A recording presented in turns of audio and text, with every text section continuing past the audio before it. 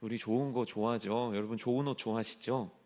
좋은 음식도 좋아하고 좋은 차도 좋아합니다. 얼마 전에 식당에 갔는데 돼지갈비를 먹으러 갔습니다. 그런데 돼지갈비 메뉴판에 돼지갈비가 2개가 이렇게 있는 겁니다. 위에는 한돈이라고 써 있고 뒤에는 그냥 돼지갈비라고 써 있고 가격 차이는 10,000원 정도 됐습니다. 자, 한돈 돼지갈비 드실 분, 그냥 돼지갈비 드실 분. 그러니까 우이중앙교회 성도들은 다 채식주의자예요. 그러니까 언젠가 솔밭에서 고기 드시는 거 저한테 걸리시면 벌금 5만 원씩 다들 내십시오. 한우가 좋습니까? 수입산이 좋습니까? 왜죠? 좋은 거 먹고 싶은 겁니다. 좋은 거 먹고 싶은 거예요. 자, 그럼 저는 한돈을 먹었을까요? 그냥 돼지갈비를 먹었을까요? 이건 여러분들 마음의 숙제로 담아두시고 궁금하신 분들은 저한테 카톡 해주시면 제가 답변 드리겠습니다. 좋은 거 먹고 싶고 좋은 거 입고 싶고 좋은 거 누리고 싶습니다. 그래서 일주일 동안 왜 우리가 그렇게 직장 생활을 하고 또 일주일 동안 왜 그렇게 운동을 하고 일주일 동안 왜 그렇게 다이어트를 했으며 일주일 동안 뭐 그렇게 노력을 했나. 목표 지점은 같습니다. 갖기 원하는 것들에 대한 좋은 거를 얻고 싶은 겁니다. 가장 좋은 것. 여러분 가장 좋은 인생 사시기를 축복합니다. 가장 좋은 것들 많이 누리셨으면 좋겠습니다. 아멘이죠. 교회는 어떻습니까? 좋은 교회 다니고 싶습니다. 그렇죠? 좋은 교회 어떤 교회입니까? 정의가 많습니다. 뭐 프로그램도 좋고 사람도 좋아야 될 것 같고 설교하는 목사는 설교를 잘해야 될 것 같습니다. 공동체 들어가면 막 사랑이 흘러나와서 메마른 내 가슴을 사랑으로 적셔줬으면 좋겠습니다. 찬양도 좋았으면 좋겠고 시설도 좋았으면 좋겠습니다. 좋아요. 좋은 게 좋은 겁니다. 저도 그 생각 속에 있었습니다. 제 꿈은 좋은 교회 다니고 싶었습니다. 근데 제가 생각하는 좋은 교회는 어떤 교회였냐면 모든 것이 잘 갖추어진 교회였습니다. 그런데 저희 아버지께서 안수집사 안수를 받으시고 나서 되게 큰 교회에서 안수집사가 되셨는데 갑자기 개척교회를 찾기 시작하시는 겁니다. 그래서 시골로 이사를 가게 됐는데 그 교회는 정말 상상을 초월할 정도의 개척교회인 겁니다. 이 건물, 이 모든 면이 베니다판 같은 나무로 되어 있는 겁니다. 베니다판 아십니까? 네. 그냥 뭐 목질도 엉성하게 되어 있습니다. 그리고 제가 아직도 기억나는 게 뭐냐면 그 교회는 신발을 벗고 들어가거든요. 근데 이렇게 장판을 찍 밟으면 장판 사이에서 물이 찍 하고 나옵니다. 여름이 아니어도요. 왜일까요? 이게 안 돼 있는 거예요. 기초공사가. 그 교회에 다니니까 제가 너무너무 싫었습니다. 그냥 양말이 적기 때문이 아닙니다. 그 교회는 재미가 없어요. 그 당시 가장 인기 있는 전도사님은 어떤 전도사님이에요? 기타를 쳐야 됩니다. 어두운 밤에 캄캄한 밤에를 메들리로 하면서 막 이거를 해야지 애들의 마음이 막 가는 거예요. 근데 거긴 기타 치는 전도사님도 안 계시고 간식도 별로입니다. 그러면 프로그램이 좋은가? 재미없습니다. 성경학교 되면 게임 같은 거 없습니다. 목사님께서 새벽부터 다 아이들을 불러 모읍니다. 그러면 이렇게 동그랗게 앉아가지고 뭐 있는 줄 아십니까? 성경 읽기요.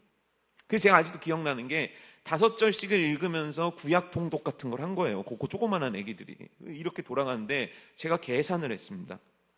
아, 요렇게 하면 4, 5, 20이니까 나는 21절부터 읽어야 되겠다 생각을 했는데 목사님께서 갑자기 순서를 바꾸시더라고요. 정말 다니고 싶지 않았습니다. 왜냐하면 그 교회에서 200m만 떨어지게 되면 온 동네 아이들이 다 가는 교회가 있습니다. 거기는 기타 치는 목사님이 계셨습니다. 거기는 간식도 좋습니다. 거기는 놀면 끝내줍니다. 교회 앞에 놀이터까지 있었습니다. 근데 아버지께서는 그 교회를 허하지 않으셨습니다. 제 불만이었죠. 그리고 나서 이사를 가게 됐습니다. 서울로 이사를 온 거예요. 자, 서울로 이사 왔는데 기적 같은 일이 일어난 겁니다. 저희 아버지가 그 당시 저희 집이 어디로 이사했냐면 송파동으로 이사를 했거든요. 잠실이죠. 잠실에 이사를 했는데 기적 아닙니까? 상계동에 개발이 안 된 산 밑에 교회를 찾으신 겁니다. 그 능력이 너무 궁금해요. 아니, 이거 어떻게 찾습니까? 옛날엔 교회 홈페이지도 없었던 시대인데 그 교회를 간 겁니다. 거기도 지하였습니다. 지하를 내려갔는데 다 나이가 많아요. 저보다 평균 10살에서 15살이 다 많습니다. 형 누나들이고, 그리고 목사님들도 연세가 너무 많으신 거예요. 설교를 하시면 무슨 소리를 하는지 못 알아듣겠는 거예요. 왜냐면 주일학교 예배가 없었거든요. 근데 아버지가 수요 예배, 금요 예배 다 데리고 다니시는 겁니다. 전 너무 싫었습니다. 아버지한테 말했습니다. 아버지, 제 소원은 큰 교회 가는 겁니다. 우리 동네에도, 우리 집 앞에도 애들이 다 가는 그 교회 있습니다. 거기 가서 달란트 모으는 거 너무 쉽습니다. 제가 해보겠습니다.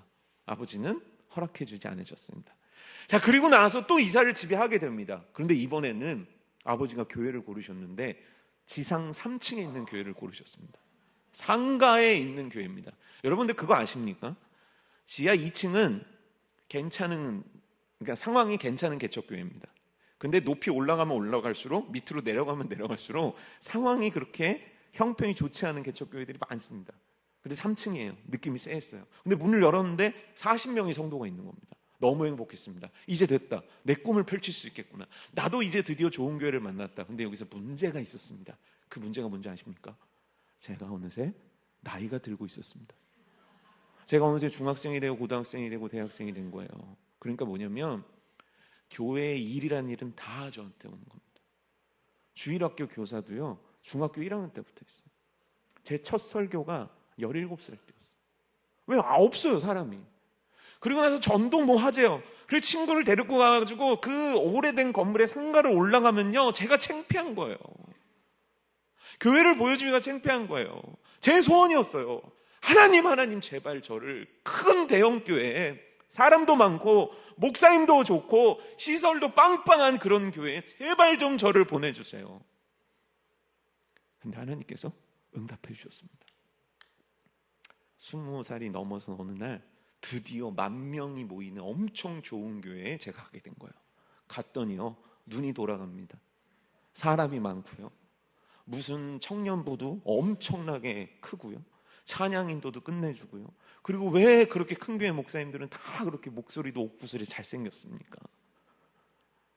동의하시고 계시는데요. 그럼 나는 뭐 옥구슬이 아니고 못생겼습니까? 너무너무 좋은 거예요. 갔더니.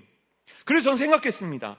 내가 어느 순간 초등학교서부터 대학을 다니는 그 시간 동안 내가 작은 교회 때문에 내 신앙이 망가졌는데, 작은 교회 때문에 내가 성령 충만이 없었는데, 작은 교회 때문에 내가 위축된 신앙생활을 했는데, 작은 교회 때문에 내가 이렇게 오그라들었는데 내 믿음도 내 순종도 요것밖에 안 됐는데, 이 교회에 왔으니까 이 교회 사이즈만큼 나는 성장할 거야. 이 교회 사이즈만큼 내 믿음은 좋아질 거야. 다시 회복될 거야. 다시 하나님과 가까워질 거야. 내 신앙에는 불이 붙을 거야. 자, 퀴즈입니다. 저는 그렇게 됐을까요? 안 됐을까요? 남 좋은 꼴을 못 보시는 거죠. 맞아요. 그렇게 안 됐습니다. 전 나중에 알았습니다. 그 이유를요. 뭔지 아십니까? 하나님께서 말씀하시는 좋은 교회의 시작은요, 나였어요. 예수 그리스도를 머리로 두신 교회를 구성하는 교회의 기초는 나였어요. 결국 문제는 뭐였냐면 내가 안 좋은 교회였던 거예요. 내가 형편없는 교회였던 거죠. 내가 엉망인 교회였던 거예요. 근데 저는 말했던 거예요. 왜 좋은 교회에 나를 넣어주지 않습니까? 근데 하나님의 메시지는 뭐였냐면 너가 좋은 교회가 아니라는 거예요. 너가 실패한 교회라는 거예요. 너가 망가진 교회라는 거예요. 너가 무너진 교회라는 거예요. 너가 썩어진 교회라는 거예요. 전 항변했습니다. 아닙니다. 근데 결론은 똑같았습니다. 제가 좋은 교회였어야만 합니다. 그때 제 모습을 비유로 들자면 마치 이와 같았습니다. 배가 있는데 바닷가에 둥둥 떠 있는데 배에 구멍이 나 있던 거예요. 열심히 물을 퍼나르고 있지만 항해를 못하는 배. 열심히 어딘가를 향해 노를 젓고 있지만 목적지를 향해 가지 못하는 배. 그 모습이 다 저였습니다. 근데 성경을 보니까 성경에는 엄청난 위로가 있습니다. 저와 같은 인생을 살던 사람이 있더라고요. 그 사람이 느헤미야라는 사람입니다. 제가 1부 때도 설교를 이렇게 도입에 하고서는 느헤미야 얘기를 꺼냈거든요. 근데 성도들 한 10분 정도가 눈을 감으시더라고요. 그래서 제가 얘기를 했습니다. 아니, 오늘 본문이 느헤미야인데 느헤미야가 이제 나왔는데 이제부터 잔다는 건 무슨 생각이냐.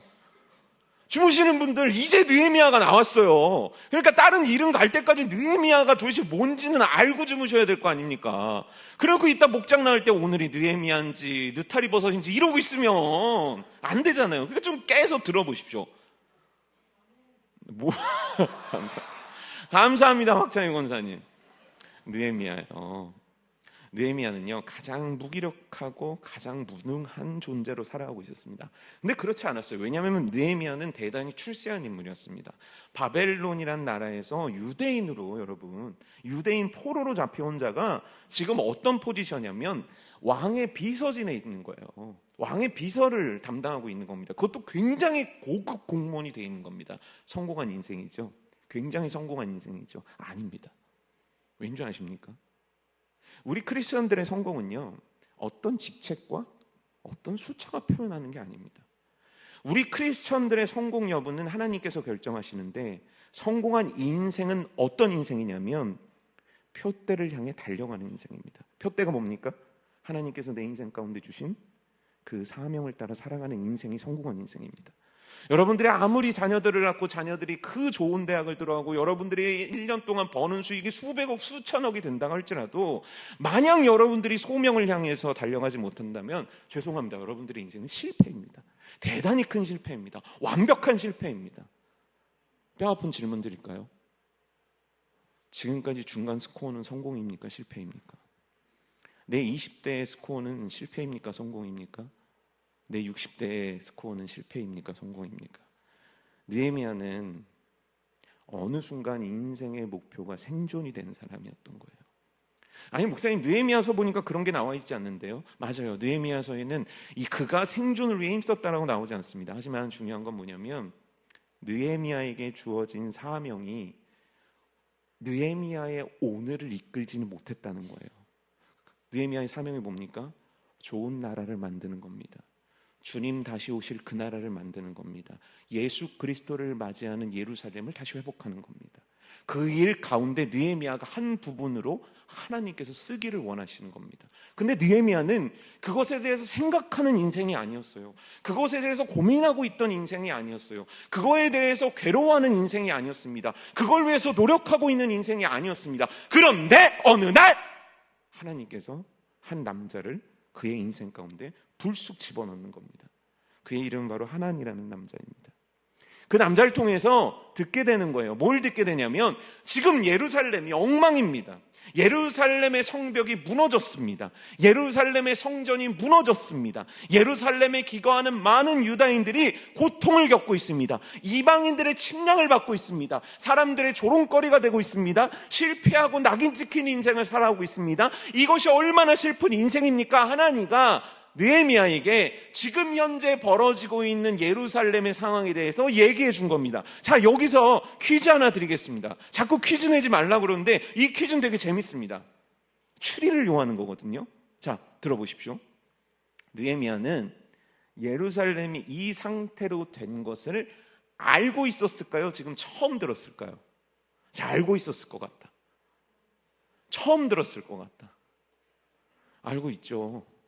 알 수밖에 없죠. 그게 어떻게 되는지 모르는 유대인들이 지금 어디 있습니까?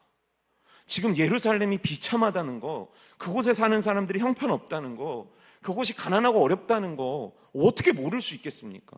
하나님의 심판을 받아서 쑥대밭이 된 그곳에, 물론 하나님께서 은혜를 베푸셔서 다시 성전을 지었지만, 다시 성전을 재건은 했지만, 그곳의 삶이라는 거 느헤미야 정도 되는 사람이면 충분히 예측 가능하고 생각될 만한 거죠. 근데 여기서 이 얘기를 들은 느헤미야의 반응이 참 재밌습니다. 그가 무척 괴로워합니다. 왜죠? 맞아.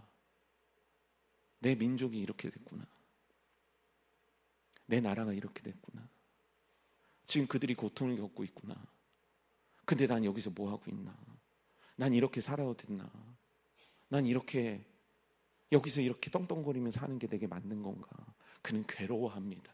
누구나가 그렇지 않겠습니까? 누구나가 괴롭지 않겠습니까? 만약 여러분들의 고향에 누구누구가 힘들다, 그러면 무슨 생각을 하시겠습니까? 아유, 좀 잘 됐으면 좋겠다. 좀 건강해졌으면 좋겠다. 거기도 좀 상황이 좋아졌으면 좋겠다. 그냥 이걸로 끝 아닙니까? 누구나 괴로워할 수 있는 거예요. 누구나 아파할 수 있는 겁니다. 근데 느헤미야는 여기서 다른 선택 하나를 합니다. 그게 뭐냐면 그는 그 고통의 문제를 안고 하나님 앞으로 와서 금식하며 부르짖기를 시작했다는 겁니다. 자, 묻겠습니다. 금식하고 부르짖으면 뭐가 나아집니까? 우린 그렇게 얘기하잖아요. 우리가 기도하면 하나님 응답해 주신다고. 자, 그럼 잘 생각을 해보십시오. 오늘 느헤미야가 부르짖고 기도하고 하나님 앞에 회개하면 예루살렘의 성벽이 짠하고 생깁니까? 오늘 느헤미야가 이것들을 마음에 작정하고 결단하면 뭐 대단한 일들이 만들어질 수 있겠습니까? 그냥 성벽을 쌓는데 100만 원 헌금할게요. 이건 가능하겠죠, 느헤미야는. 하지만 성벽 자체를 만드는 일, 그 어마어마한 일들을 느헤미야가 할 수 있겠습니까? 느헤미야 못하지 않습니까? 그는 고위 간직자긴 했지만 왕 앞에서 왕이시여 내가 성벽을 만들러 가고 싶습니다라고 얘기하는 건 내가 당신과 사이와 벽을 만들고 당신에게 반역을 하겠다는 것과 똑같은 의미인데 그게 되겠습니까? 안 되는 거죠. 자, 안 될 이유를 한번 얘기해 봅시다. 느헤미야는 성벽을 만들 만한 부유함도 없습니다. 느헤미야는 그럴 만한 정치적 배경도 없습니다. 느헤미야는 그럴 만한 힘도 없습니다. 느헤미야는 그럴 만한 조건도 없습니다. 그렇다고 지금 유다인들이 한마음 돼서 한뜻으로 막 똘똘 뭉쳐있냐? 그것도 아닙니다. 모든 것들이 불가능합니다. 기도까지는 했습니다. 하지만 모든 것들이 불가능하기 때문에 우리는 이렇게 얘기합니다. 주여 보낼 만한 사람을 보내주옵소서. 다른 일을 좀 보내주옵소서. 다른 사람을 좀 선택해 주옵소서. 이 땅에 얼마나 부유한 사람이 있습니까? 이 땅에 얼마나 능력 있는 사람이 있습니까? 주님, 난 안 되죠. 왜냐하면 나한테 이렇게 셀 수 없는 불가능이 있으니까요. 그러니 다른 사람을 보내달라고 해야 합니다. 어느 날 표류하는 인생 가운데 하나님께서 사람을 보내시어 하나님의 뜻을 들려주십니다. 그런데 그 뜻을 감당해야 된다는 것도 알고 받들어야 된다는 것도 알고 순종해야 된다는 것도 알고 하나님은 능력이 있으시다는 것도 압니다. 하지만 현실은 너무너무 할 일이 많고 현실은 너무너무 바쁘고 현실은 너무너무 불가능하기 때문에 우리는 이때 선택을 합니다. 뭐를 선택해 오셨습니까? 2025년 무엇을 선택하셨습니까? 하나님이 내 마음에 주시는 감동과 세상의 벽 앞에서 여러분들이 선택한 건 뭡니까? 대다수의 성도들이 하나님의 뜻 대신 할 수 없는 현실적인 이유들을 선택합니다. 왜냐하면 이게 합리적이고 이게 마땅하며 이게 오늘 사람들에 대해서 좋은 반응을 이끌어낼 수 있다라는 생각과 믿음 때문입니다. 이와 같은 사람이 있었습니다. 에스더라는 사람입니다. 에스더는 어느 날 여왕이 됩니다. 여왕이 됐으니 얼마나 출세한 겁니까?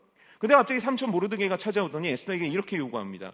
에스더야, 너 지금 당장 왕한테 찾아가라. 그리고 왕한테 살려달라고 얘기해라. 우리 유다인들이 하만 때문에 죽게 되었다라는 거를 너가 가서 대신 얘기해라. 근데 에스더는 예라고 대답할 수가 없었습니다. 왜냐하면 에스더의 상황이 그래요. 자, 첫 번째 상황, 에스더는 왕 앞으로 갈 수 있는가? 절대 갈 수가 없습니다. 왜냐하면 왕 앞에 갔는데 왕이 금오를 내밀지 않으면 죽습니다. 이 얘기가 뭐냐면 그 당시 법이 그래요. 왕이 부르지 않으면 누구도 올 수 없는 거예요. 왕비라 할지라도. 이게 첫 번째 이유입니다. 잘못 갔다가 자기 죽는다는 거예요. 자, 두 번째 이유입니다. 이미 자기를 왕이 찾지 않아요. 왕의 관심이 이미 딴 여자에게로 옮겨갔다는 걸 에스더는 알고 있습니다. 그러니 자기에게 그렇게 은혜를 베풀지 않을 거라는 게 두 번째입니다. 자, 세 번째 이유입니다. 에스더는 정치적 배경이 없습니다. 보통 여왕은 정치적인 배경하에 있는 집안, 괜찮은 집안, 이런 사람들이 여왕이 돼야 되는데 그 당시에 하나님의 에스더를 여왕을 만들려고 얼굴을 기준으로 삼았기 때문입니다. 쉽게 얘기하면 얼굴 이뻐서 여왕 된 사람이에요. 정치적 배경이 없습니다. 네 번째 이유, 에스더는 한 번도 자신을 유대인이라고 밝힌 적이 없습니다. 그럼 처음부터 어떻게 되겠습니까? 가면 죽고 설사 가서 말한다고 하더라도 과연 에스더에게 준 이 미션이 성공할 가능성이 있겠습니까? 여러분 생각해 보시죠. 이게 성공하겠습니까? 그래서 에스더가 결론 지은 겁니다. 삼촌, 지금 때가 아닙니다. 지금은 상황이 아닙니다. 지금 가면 다 죽습니다. 지금 가면 저도 죽어요. 그러니까 안 됩니다라고 얘기를 합니다. 참 희한하죠? 참 희한합니다. 근데 그때 모르드게가 이렇게 얘기합니다. 지금 이때가 너를 여왕으로 만든 이유가 되지 않겠니? 지금 이때가 하나님께서 너를 통해 일하실 때가 아니니? 이해할 수가 없습니다. 지금 이때는 모든 것들이 안 되는 때입니다. 근데 지금 하나님께서 모르드게를 통해 뭐라고 말씀하시냐면, 아니야, 이때야, 내가 일할 때야. 자, 여러분들의 때는 어떤 때입니까? 하나님께서 명령을 주신 때는 어떤 때입니까? 우리는 어떤 때를 선택하고 있습니까? 에스더는요, 그때 결단을 합니다. 느헤미야는요, 이 맞지 않는 때에 결단을 합니다. 느헤미야는 하나님 앞에 금식하며 기도하면서 하나님 앞에 하나님의 역사를 간구하기 시작합니다. 그리고 에스더는 이때 하나님 앞에 결단을 합니다. 그 유명한 말을 남깁니다. 여러분 모두가 아시죠? 해볼까요? 제가 죽으면 그러면 여러분들이 죽으리라 하면 되는 거예요. 자, 죽으면 죽으리다? 한번 꽈는데 총기가 있으시네요. 죽으면 죽으리다 하는 거예요. 희한하지 않습니까? 참 희한합니다. 하나님이 이 때를 바라보는 방식과 내 때가 이 때를 바라보는 방식이 참 다릅니다. 근데 재밌는 건 우린 정답을 알고 있습니다. 하나님의 때를 신뢰해야 됩니다. 하나님의 방법을 신뢰해야 됩니다. 하나님의 역사를 붙잡아야 됩니다. 하나님께 말씀에 순종해야 됩니다. 자, 여기까지 모르시는 분 계셨습니까? 모르셨다면 오늘 진리의 말씀을 깨달으신 겁니다. 우린 다 알고 있습니다. 그럼 그것들이 우리들의 삶에서 실천되어지고 있습니까? 이걸 묻고 싶은 겁니다. 하나님이 주신 꿈과 하나님이 주신 비전과 하나님이 주신 때를 향해서 난 가고 있습니까?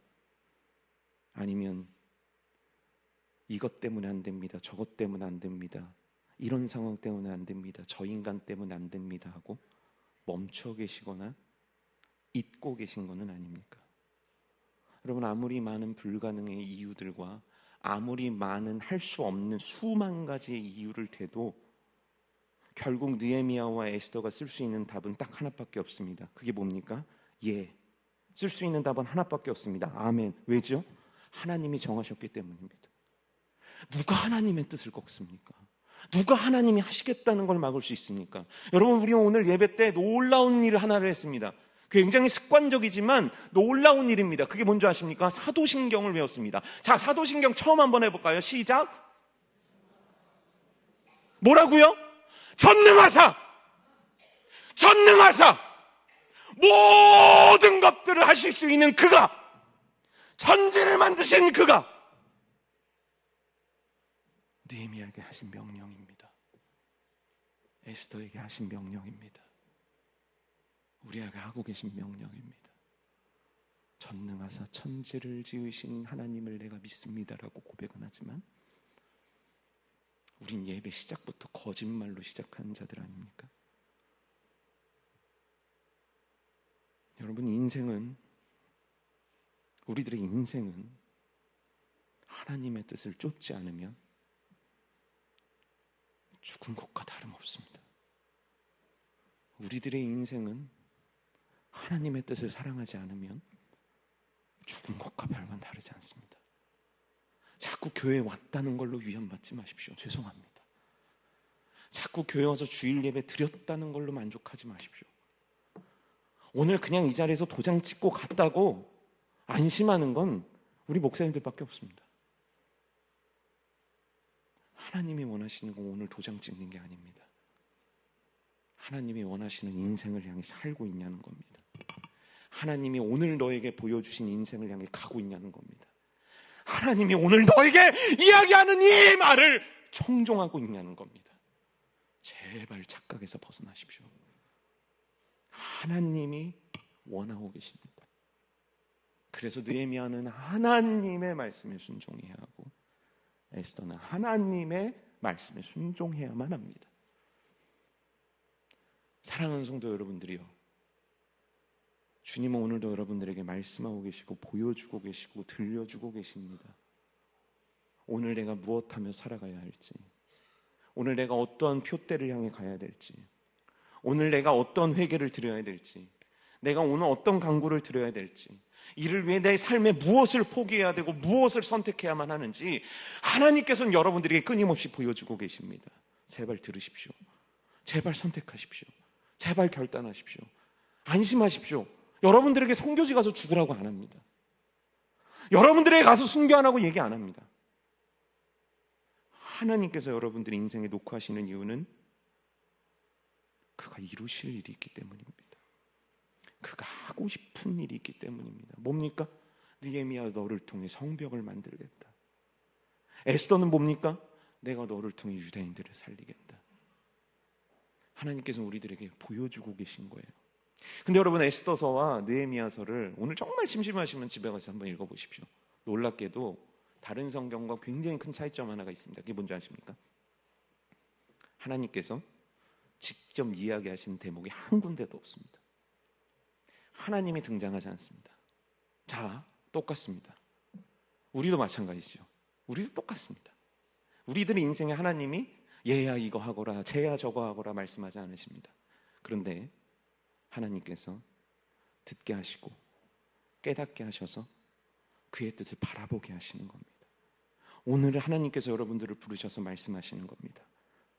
내가 에스더에게 했듯, 내가 느헤미야에게 했듯, 오늘 내가 너희들에게 그렇게 말하고 있다는 겁니다. 그럼 어떻게 해야 됩니까? 자, 3단계를 거쳐봅시다. 자, 필기 좋아하시는 분들, 자, 1번 가로치시고 적어봅시다. 기도. 확실히 그 1부보다 2부가 그 말을 잘 안 들어요. 1부는 다 노트를 꺼내는데 2부는 말을 안 듣네요. 좋습니다. 1번 기도입니다. 여러분, 에스더와 느헤미야가 정말 공통적으로 하나님께 주신 마음의 감동이 일었을 때 그들이 선택했던 건 기도입니다. 우리는 기도를 통해 깨달아야 되고 기도를 통해 확인해야 됩니다. 감정적인 동요로 이거 하나님이 나에게 주신 생각이야 라고 우겨서는 안 된다는 거예요. 그 확인 작업, 그리고 하나님의 디테일한 명령들, 앞으로 어떻게 해 나가야 될 것들, 이런 것들을 하나님께서는 기도라는 수단을 통해서 말씀하신다는 겁니다. 놀랍게도 에스더하고 느헤미야서를 보게 되면 마치 이들이 굉장히 준비가 잘 된 것처럼 왕 앞에서 술술술 이야기합니다. 이 모든 준비가 언제 이루어지는 겁니까? 바로 기도입니다. 여러분, 정말 하나님께서 여러분들의 마음을 두드리고 계십니까? 그 문제를 잡고 기도하십시오. 제발 그 문제를 잡고 치열하게 한번 기도해 보십시오. 뭔가 하나님께서 들려주고 계십니까? 보여주고 계십니까? 내년에 대한 어떤 마음을 주십니까? 오늘 내 삶에 어떤 개혁을 원하십니까? 붙잡고 기도하십시오. 하나님께서 그 뜻을 선명히 우리에게 밝히시는 수단인 겁니다. 자, 두 번째는 말씀을 통해 확인해야 됩니다. 말씀을 통해 확인하라는 거예요. 이게 내 생각인지 하나님의 뜻인지 어떻게 합니까? 근데 느헤미야는요, 이 뜻을 확인합니다. 뭔지 아십니까? 그의 기도를 보게 되면 예레미야 선지자가 예언했던 것을 그는 깨닫습니다. 예레미야 선지자가 예언했던 겁니다. 70년 후에 다시 돌아오게 하리라. 아, 그렇다면 이건 하나님께서 계획하신 일이구나. 여러분, 우리는 어떻게 확인할 수 있습니까? 그의 나라와 그의 의를 구하는 것인가? 여러분, 우리는 말씀을 통해서 체크를 해야 됩니다. 자, 세 번째, 그렇게 되면 자연스럽게 알게 되는 거 하나가 있습니다. 그게 뭔지 아십니까? 11절 말씀 제가 읽어드릴게요. 주여 구하오니 귀를 기울이사 종의 기도와 주의 이름을 경외하기를 기뻐하는 종들의 기도를 들으시고 오늘 종이 형통하여 이 사람 앞에서 은혜를 입게 하옵소서 하였나니 그때에 내가 왕의 술관원이 되었느니라. 그때에 그렇게 기도를 예수님 이름으로 기도합니다. 아멘 하고 마쳤을 그때에 그가 왕의 술관원이 되었다라는 게 아닙니다. 그 기도 마치고 나니까 왕의 명령이요, 자 받드시오, 술관원이요, 이게 아니라는 겁니다. 그건 뭐냐면, 아 맞다, 내가 술관원이었지. 아 맞다, 내가 이 자리에 있었지. 아 맞다, 하나님이 나에게 이걸 주셨지. 아 맞다, 하나님이 나에게 이걸 깨닫게 하셨지. 아 맞다, 하나님이 나에게 이걸 준비하게 하셨지. 이 얘기인 겁니다. 여러분, 제가 군대를 33살에 갔습니다. 애통하고 비탄한 한숨이 나와야 될 대목입니다. 이 여자분들은 모릅니다. 그렇게 늙어가지고 군대를 가면 얼마나 서러운 줄 아십니까? 저보다 막 10살 어린 애들, 이런 애들이. 그래서 청년들 보면 그 열을 받나? 아, 속상했어요. 그래서 제가 하나님 앞에 원망했습니다. 하나님, 어떻게 나를 이때 보내십니까? 나도 좀 있는 자식으로 태어나고, 나도 남들처럼 3년이면 끝내는 과정 그냥 끝내게 해줬으면 내가 이 고생 안 하지 않습니까? 너무너무 싫었습니다. 게다가 어느 날 대제장님이 집사님이셨거든요. 안수 집사님. 그분이 저한테 오더니 이 군대에 어렵고 힘든 영혼들을 위해서 상담을 하라는 거예요. 근데 얘기하고 싶었습니다. 이보시오, 내가 어렵고 힘든 영혼이요, 내가 20살 어린애들한테 이렇게 갈굼당한, 10살 어린애들한테 이렇게 갈굼당한 내가 불쌍한 영혼이요, 이러고 싶었지만 할 수 없었습니다. 왜냐하면 무궁화 3개였거든요. 그 상담병까지 했습니다. 진짜 별의별 애들을 다 만났던 것 같아요. 그리고요, 여러분, 제가 전도사에서 지금 목사까지 오고 우이중학교에 있는 세월 속에 1년에서 1년 6개월을 제외한 모든 시간 청년들과 함께 했습니다. 저는 청년들을 이해하려고 노력하지 않아도 됐습니다. 왜냐하면 2년 동안 하나님께서 그들과 지내는 법을 훈련시키셨고, 그들의 관심사를 훈련시키셨고, 그들이 뭐를 원하는지를 알게 하셨고, 그들이 어떤 인생의 갈망이 있는지를 보게 하셨거든요. 저에게 너무너무 호흡하듯 당연한 건 청년들의 마음을 헤아리는 거였습니다. 그때 알았습니다. 아, 하나님께서 이와 같은 인생의 걸음을 걷게 하신 이유가 바로 그거였구나. 아, 하나님께서 그 나이에 이 젊은이들을 만나게 하신 이유가 바로 그거였구나. 아, 하나님께서 그와 같이 문제 많은, 정신적인 문제 많은 청년들을 상담케 하신 이유가 바로 오늘 때문이었구나. 여러분, 하나님께서는요, 놀랍게도 오늘 하나님의 뜻을 이룰 수 있도록 우리들에게 이미 준비시켜 놓으신 것들이 있습니다. 여러분, 먹고 살려고 준비시킨 게 아닙니다.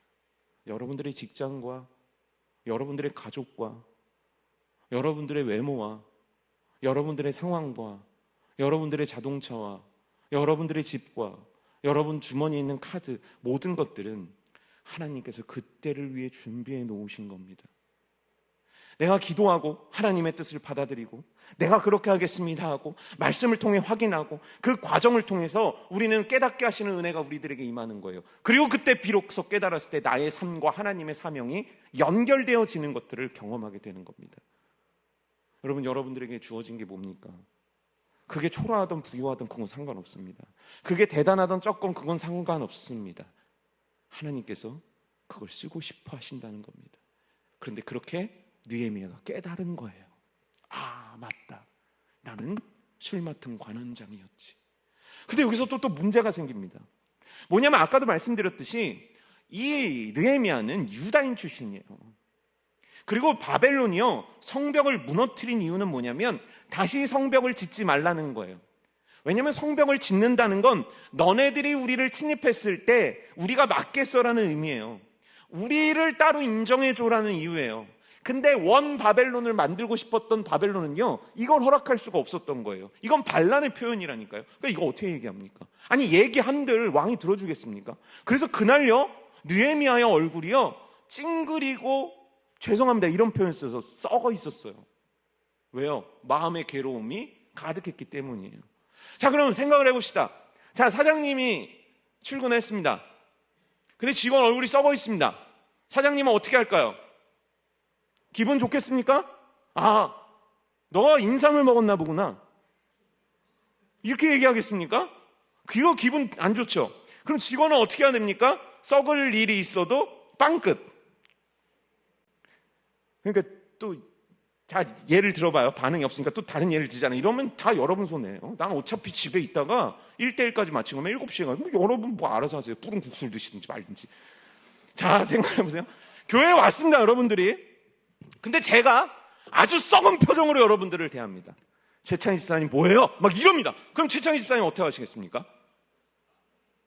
기분 나쁘죠. 탄원서를 쓰는 거죠.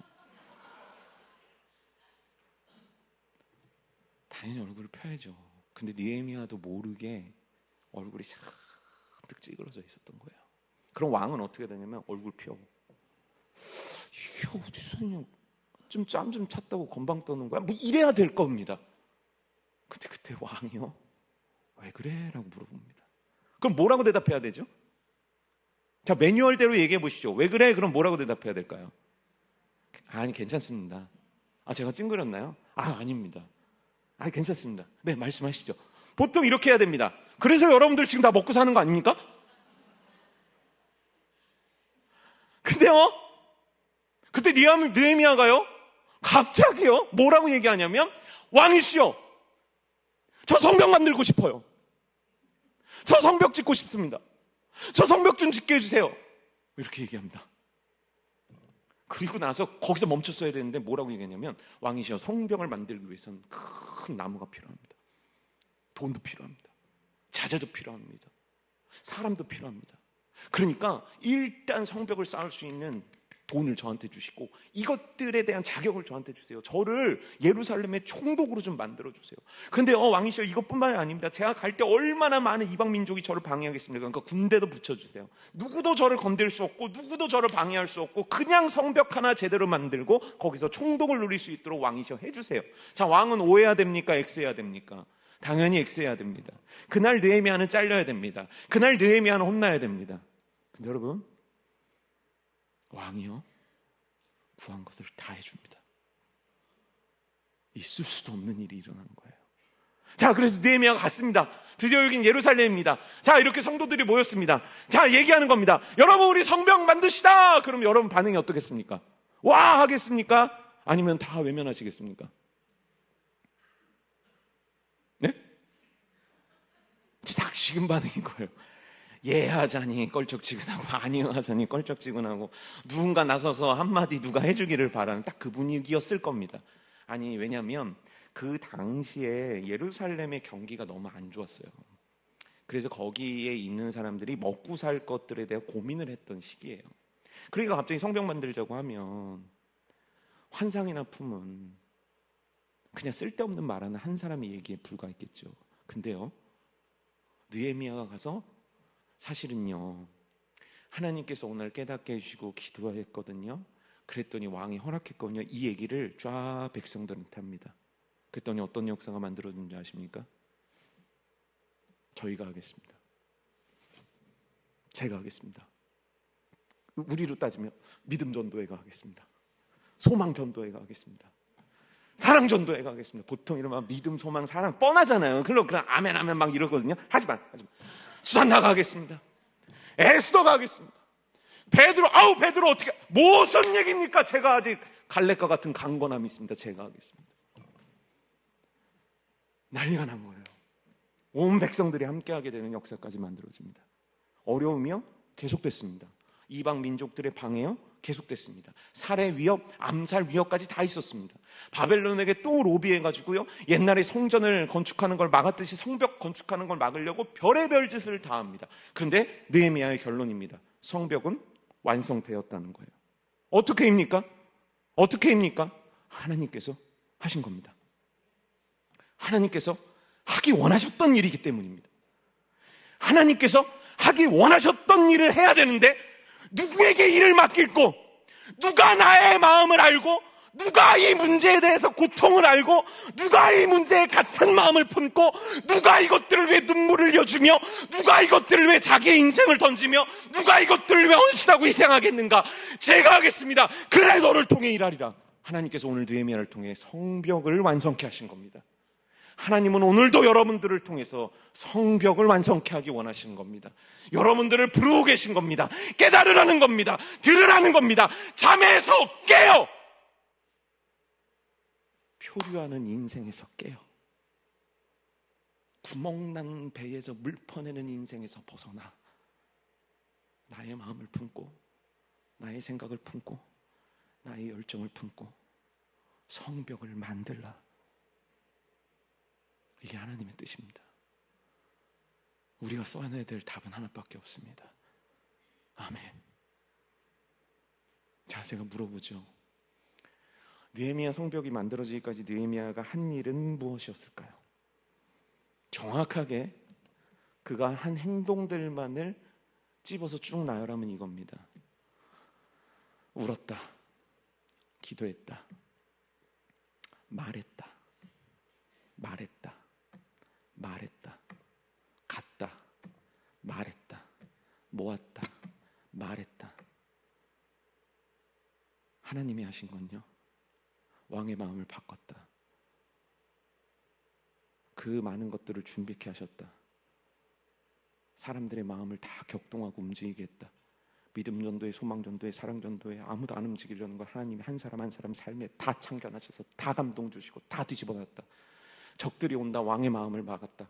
고위 간직들의 귀를 닫았다. 그들에게 체력을 줬다. 먹고 살 걸 줬다.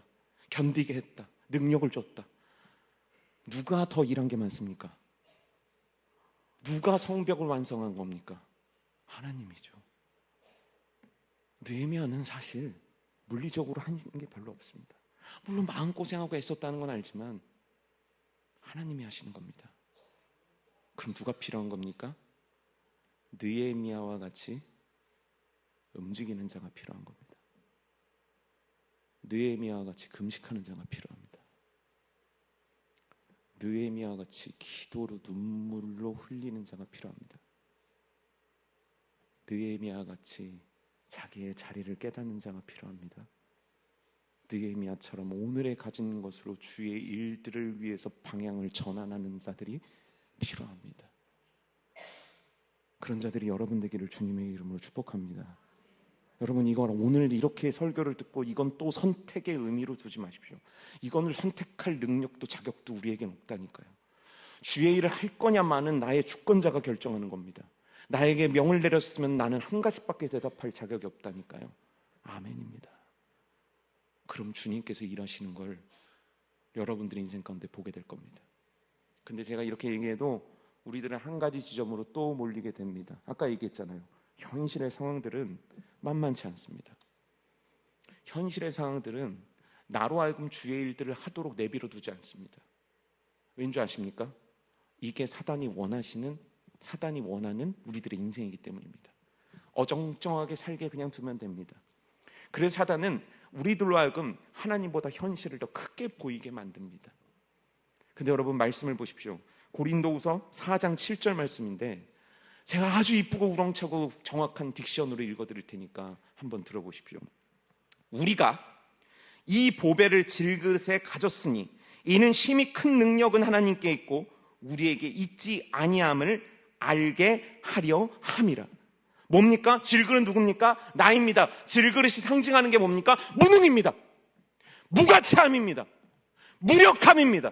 딱 우리 아닙니까? 없을 무, 힘도 없고 능력도 없고 헤쳐나갈 용기도 없고 지혜도 없고 마음도 없고 열정도 없고 아무 가치가 없어서 던져서 깨져버리면 그만인 아무도 되돌아보지 않는 나를 바울 사도는 뭐라고 얘기냐면 질그릇이라고 표현합니다.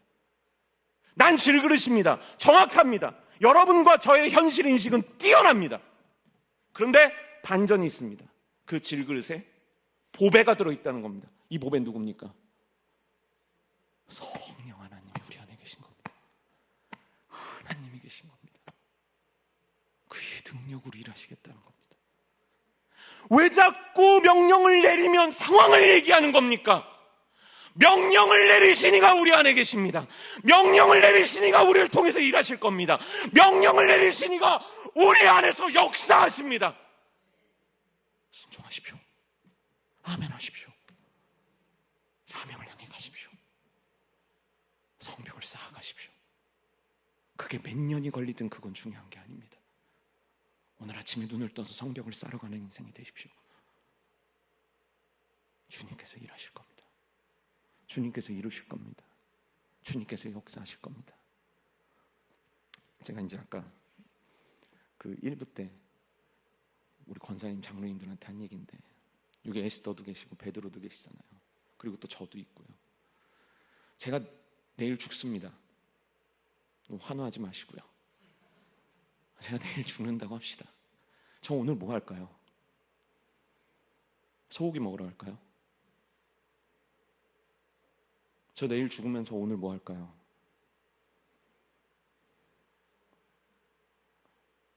잠을 안 자고도 주님이 제게 주신 소명 붙잡고 살 겁니다. 저 내일 죽으면 어떻게든 오늘 설교 열심히 하려고 발악을 할 겁니다. 저 내일 죽으면 안 나오는 청년 집 앞에서 문을 부수기라도 할 겁니다. 왜죠?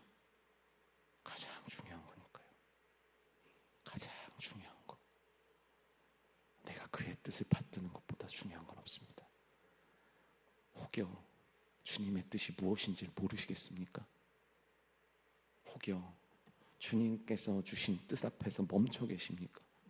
혹여 주님께서 그렇게 두드리시는 마음 가운데 순종할 의지도 생각이 없습니까? 오늘 하나님 앞에 나를 불쌍히 여겨달라고 기도해야만 합니다.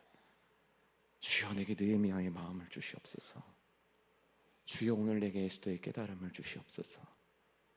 주여 이때임을 깨닫는 자가 바로 내가 되게 하여 주옵소서. 사랑하는 성도님들의 오늘이 되기를 주님의 이름으로 축복합니다.